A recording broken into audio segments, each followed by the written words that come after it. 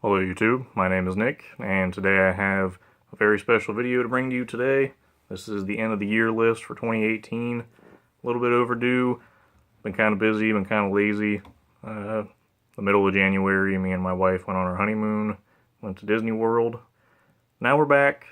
Now it is time to do the end of the year list. This is my favorite video to do of the year. Go through all the million albums that I end up buying. It always ends up being harder than I feel like it's gonna be. I feel like this year went by at the pace of 3 years. So this year took me a long time to figure out what kind of list I wanted to make. But we're just gonna get right into it. I'm actually gonna make this kind of a different kind of end of the year list. I'm gonna do this all in one video this time instead of putting it into two separate pieces. I'm using my wife's phone, which is why it looks much better.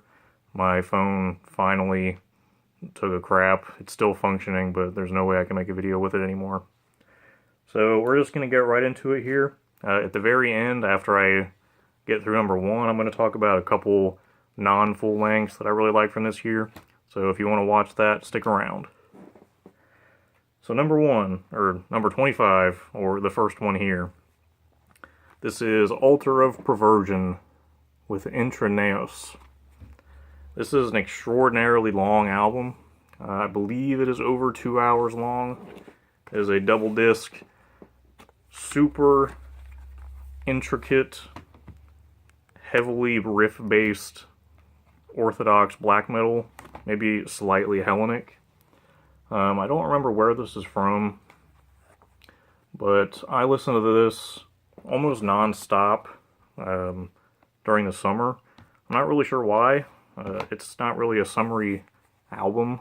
It just I feel like it came out around that time, and when I first listened to it, it was just like, I need more. It was drugs in my veins. Just super addicting. It doesn't stray too far from its own path. It doesn't experiment a whole lot, but the material is so good that it doesn't feel like it's 2 hours long, if that makes sense. So yeah, number 25. This is Altar of Perversion with Intraneos. All of these releases, anything I talk about is going to be in the description as always. Number 24. I kind of wish this was higher up on my list, but after I listened to this so many times, it kind of started to peter out for me. But this is Imperial Triumphant with Vile Luxury. It's not that I don't love this album, because I do. I have several hundred albums that I bought this year, and this ended up on the list, and they didn't. But super, I don't even know what to call it anymore, honestly. I think I mentioned this when I first talked about this album. It's almost like non-music at sometimes, and then sometimes it's like really intricate, just layers upon layers of muck and horrifying noise combined with some classical instrumentation and just unbelievable songwriting. It's a hard listen, honestly. It's not an album you go into, I guess, looking forward to.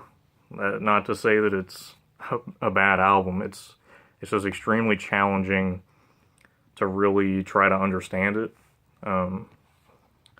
I don't think it takes away from the album. It's just not something I'm always in the mood for. So yeah, that's number 24, Imperial Triumphant with Vile Luxury. Number 23. This is an album I talked about a good amount. This is a band one of my good friends is in. This is Apocryphakx with Aeternalis.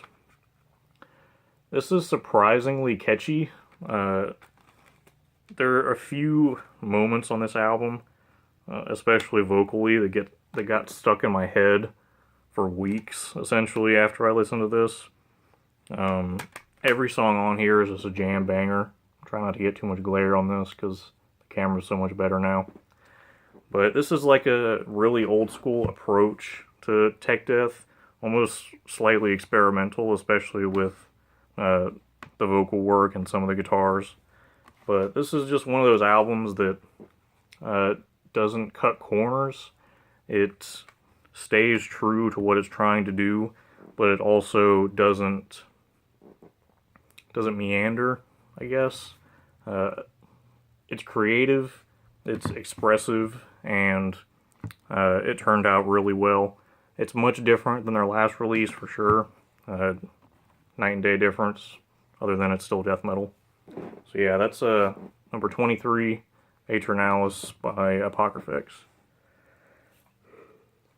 Number 22, this is an album that a lot of people missed out on, honestly. I have not seen this in many people's recommended or end of the year lists. This is a fabulous album. This is Omen by Reef.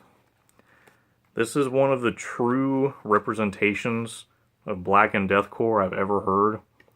Most black and deathcore is real bad. Not that the music itself is bad, but calling it black and deathcore is just false. It doesn't mix the elements very well. It kind of shoehorns one with the other. This is one of the very few bands that actually does it well. This is not beatdown, slam-oriented deathcore. Very few breakdowns and very few slams on this album. The vocals are extremely sick and twisted sounding. Like I mentioned before, if you like Travis Ryan or Dickie Allen, definitely check out this album, if anything, for the vocals. The production is really swampy and meaty. It's kind of overwhelming how heavy this album is, but still stays true to being blackened. Excuse me. Amazing album. I listen to this all the time at work. Just tons of energy. Sorry, I just ate, so I'm a little burpy. Yeah, that's number 22 by Reef. Again, everything will be in the description. One moment. This next one is one of the only two vinyl I'm going to show, because I do not actually have a CD of this. I'm trying to just stick to CDs because it's much easier to show in this format. So, yeah, and plus, this is one of my favorite vinyl from this year. This label is just A1 for putting out vinyl, for sure. This is Cosmovore by Ulthar for number 21. This is such an addicting album, and I don't know why. It's old school death metal mixed with like maybe like mid-wave black metal, added with some like psychedelic songwriting and tertiary instrumentation. It's not a super long listen, but the songs are in themselves very lengthy.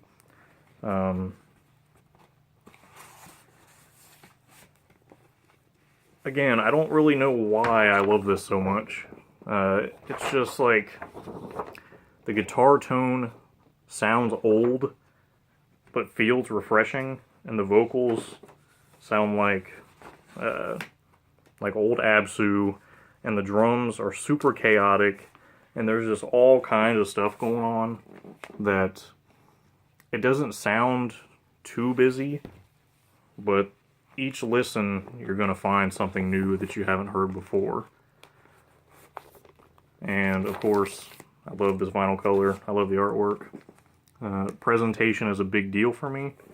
So, if you can get the music and the presentation just spot on, you're good in my books. So, this next one, that was 21 with Ulthar Cosmovore on 20 Buck Spin. This next one, number 20, one of my favorites, and also one of the most underappreciated black metal bands in the whole world. This is one of the first, if not maybe the first black metal band I ever heard. This is Worms with Ultuous Kronhor. I'll let you decide how that's pronounced. Not my native tongue, obviously. but I have their entire discography. This is an extremely tenacious and dexterous black metal band. Almost kind of fits like speed black metal. It's not really that kind of style with the vocals, but the tenacity that this band puts out, just, it's impressive that they can keep such a BPM for so long. This isn't a super duper long album, but it's not short by any means. Riffs for days, fire drums, super wretched and maniacal vocals. I don't know what you expect with the artwork, but it does have the older school black metal feel to it.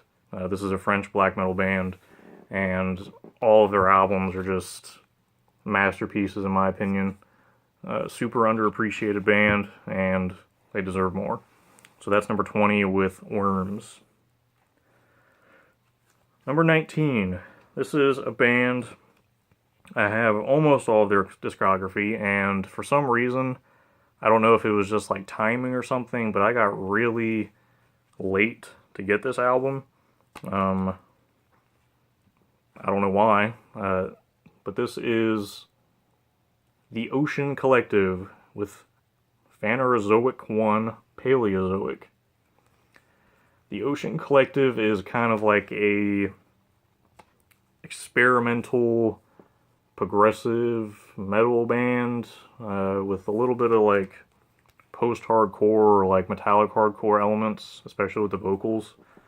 They've been around for a little while. They have a bunch of albums, and pretty much all of their albums are extremely highly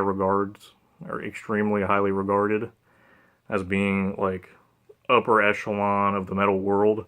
Their last album, Pelagial, got unbelievable reviews for good reason. Just a reliable band to put out just awe-inspiring and thought-provoking music that almost anyone can enjoy, honestly. What this band does best is their clean work, like the really smooth sounding stuff, like the songs Devonian Nascent and Cambrian 2, Eternal Recurrence, I think.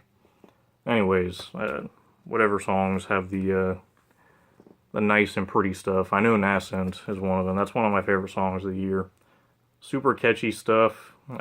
Not too harsh vocals. It's more of like a hardcore yell or a scream or something. If growls are not your thing. Not super fast, not super slow, not super technical. It's just like straightforward, heavy music. Like, not really doom. If you know the Ocean, you know what the heck this is. I don't really have to explain it.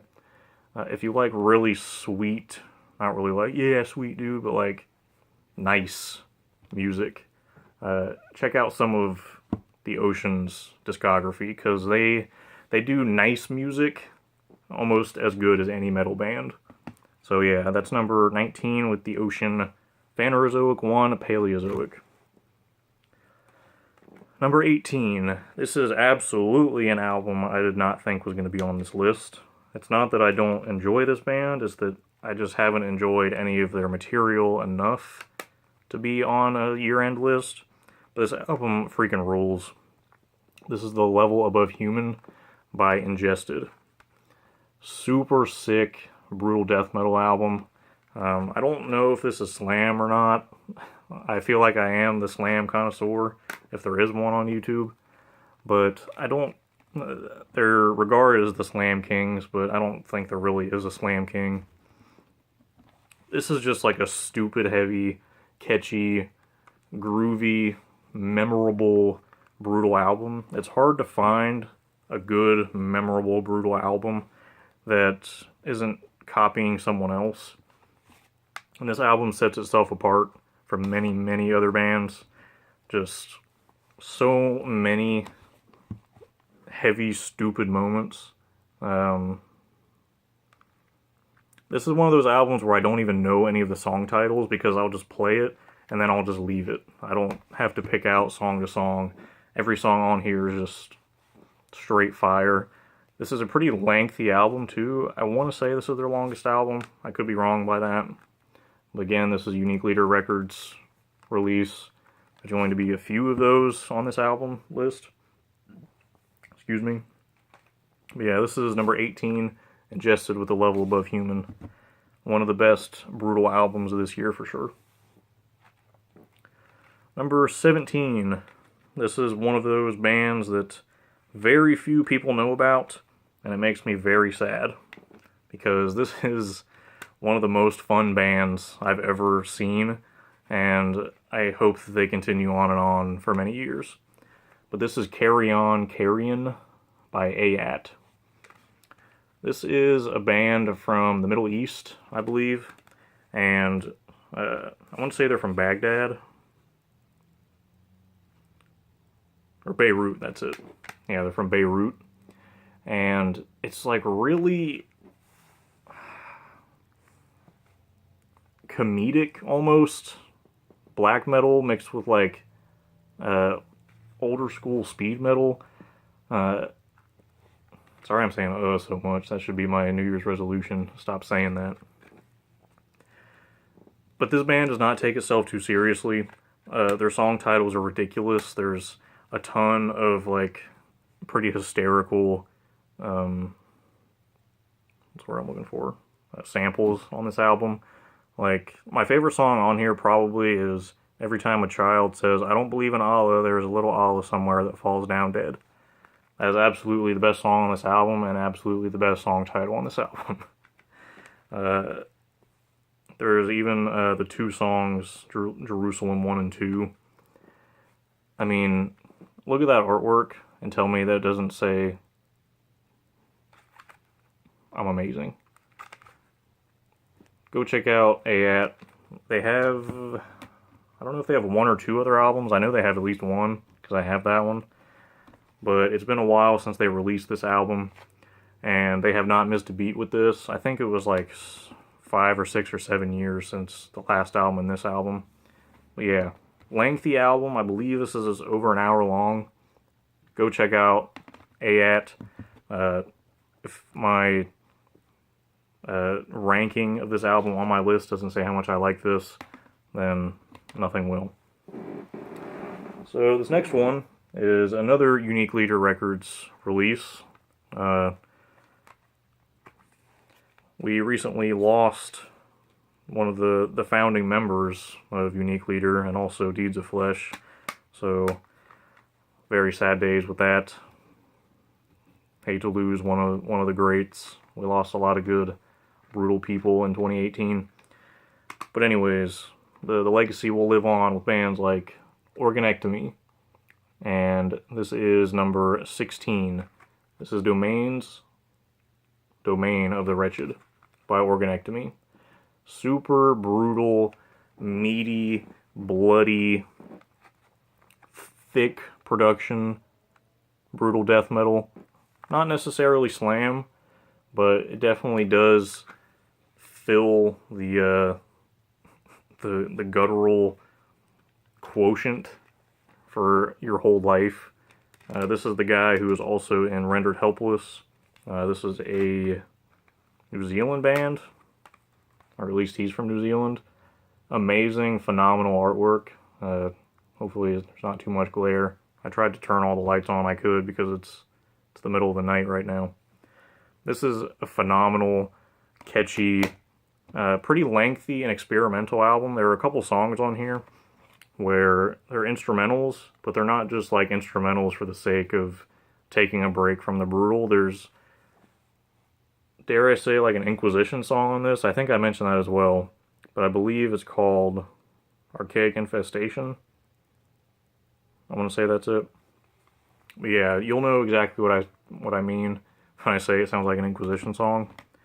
Just like really lengthy, like drawn out riffs that are really echoey and reverbed. Yeah, go check out Organectomy, number 16 on my 25 albums of the year. This next one came out very early in the year, and I almost forgot this was a 2018 release. There's a few I had to research on here because I really truly thought they were 2017 releases. But this is Esoteric Malacology by Slugs. Everyone should know about this album at this point. It's sold about 1 billion copies, I feel like.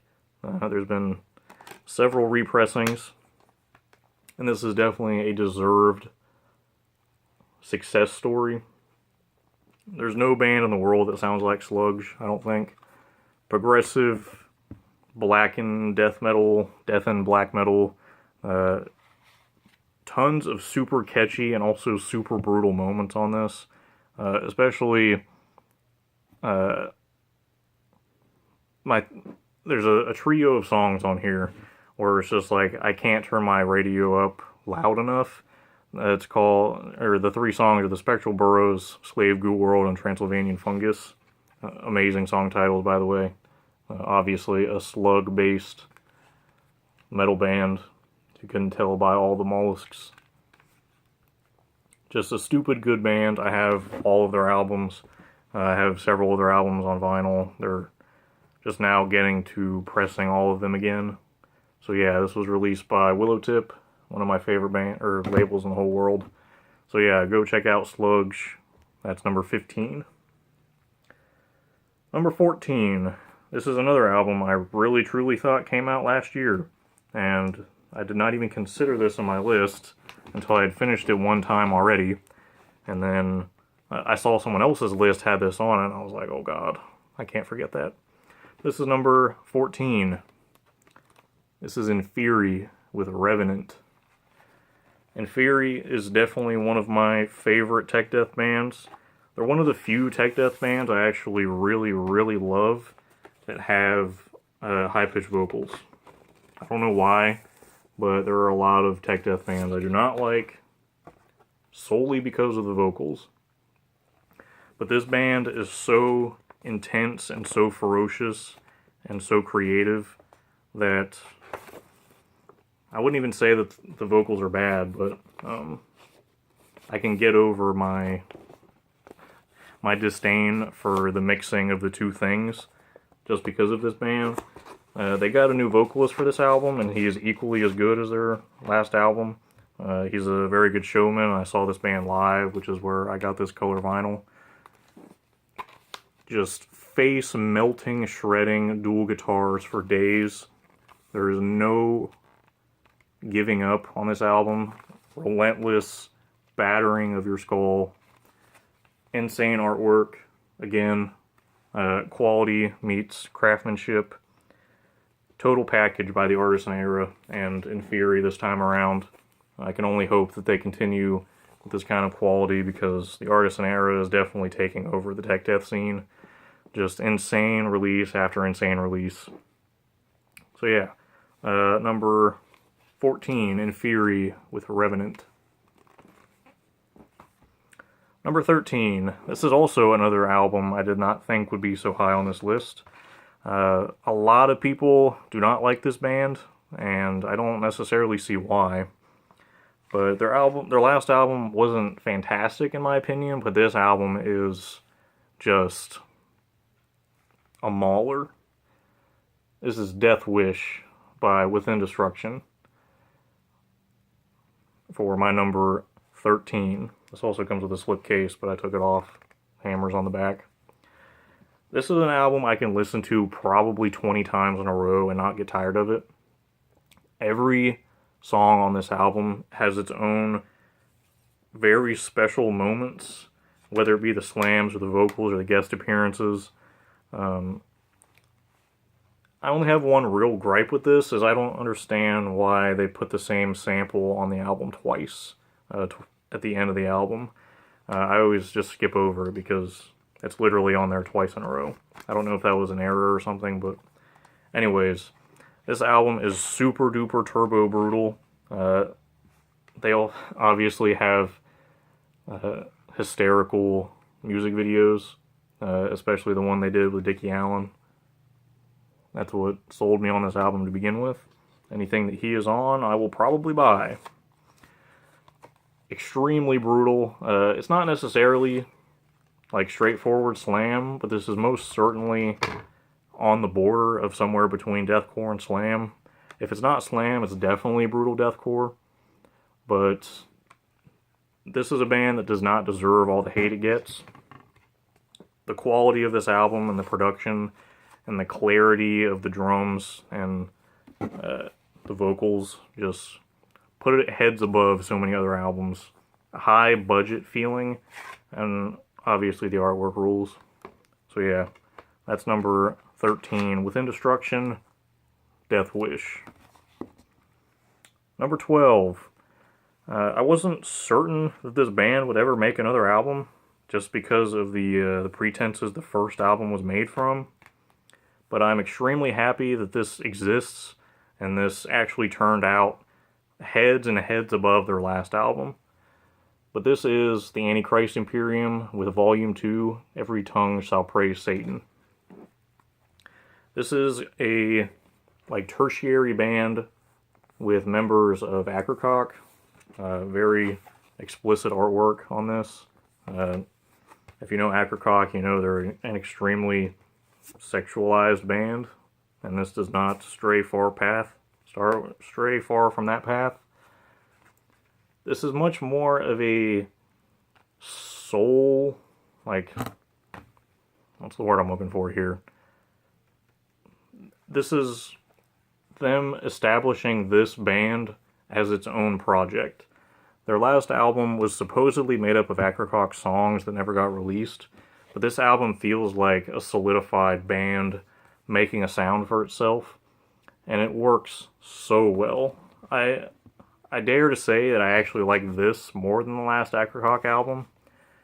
This just works in so many ways in a different parallel from that album. It just does so many things better and different. Just really creepy moments like songs on Liturgy of the Iconoclast and Ceremony of Suicide Rites. My favorite song, the last song, Sermon of Small Faith.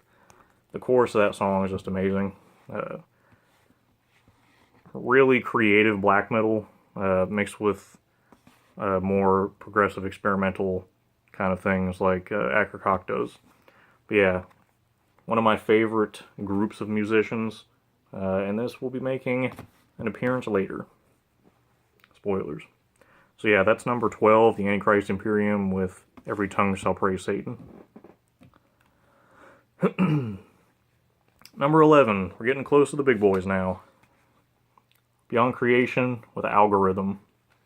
Like I said before, in my opinion, this is their best album. This is their most experimental album, and if you know anything about me or this channel, you know I love experimentation within bands, or just experimental bands in general. Them proving that they're one of the best technical, progressive death metal bands in the whole world. I've seen this band more times than any other band, by probably a factor of 2 or 3. They never disappoint with any album. I most certainly like this more than the last album, obviously, but I feel like my order would be this album, then the Aura, and then Earthborn Evolution. This has a lot more rigidity to it, where I felt like Earthborn Evolution was too smooth and the songwriting was almost too good. Like, it needed more spice, and this is spice incarnate for this band. There's so much more experimentation and a lot of ideas that they've never presented before on this album. A lot of brutal stuff, actually. The vocals, much improved, in my opinion. Much better low end. And this band just continues to get better and better. So this is number 11, Beyond Creation with Algorithm, released on Season of Mist. Number 10, now we're getting into the real big boys. Getting into a lengthy video as well. Hopefully you're strapped in for this. Number 10, The Night Spirit's Call by Clavigus Vile. This was a very surprising album. I saw the band's logo on Metal Archives. I knew that this was an Elder Scrolls based band just from the name. I'm a big fan of the series, so I had to click on it, especially since I saw the genre was some sort of tech death. And this is such an insane album.